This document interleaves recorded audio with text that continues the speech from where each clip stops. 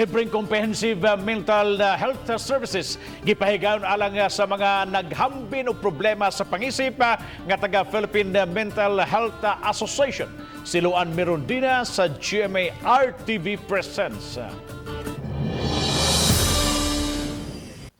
Dayag pa ang mga samad sa naong ug nagkadugo nga dunggan sa 36 anyos nga si Carla di tinuod nga pangan. Matag higayon nga mosuol ang iyang suliran sa pangisip, dili malikayang mapasakitan niya ang iyang kaugalingon.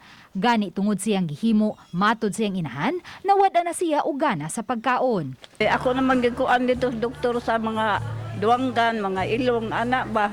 Nagkabayad din ako 700 in taon ato, tambal.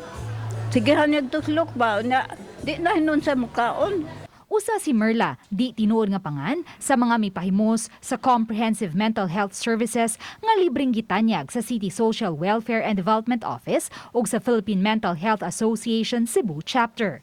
Kay dili niya madala ang iyang anak, si Merla na mooy misaysay sa gihambing balatian sa iyang anak aron marisitahan og tambal. Ang gitawag na to schizophrenia nga disorder, no? So it's a psychotic disorder, pasabot na sa mga hallucinations, mga delusion. Nagsugod ang suliran sa iyang anak. Human mitapos sa high school apan wa makakita og trabaho.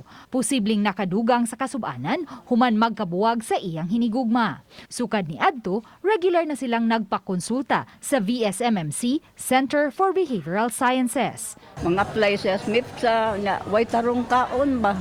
Nya ako naging gida dito sa Soto. Mao na depress ko no to. Maura to nya karon nagsige mag-COVID. Nag-online na Miss Doktor dito sa Soto. Dako ang iyang kalipay sa libreng check-up ug tambal nga gihatag sa dakbayan sa Lapu-Lapu alang sa mga kabanay nga may gihambing suliran sa pangisip. Na sila'y tambal nga pang maintenance good for 3 months. Unya after 3 months ani ang ato ng City Health mo ay mo provide. So kanang but ang atong partner kaning PMHA or Philippine Mental Health Association mag-monitor po sa atong mga patients monthly as part of our agreement.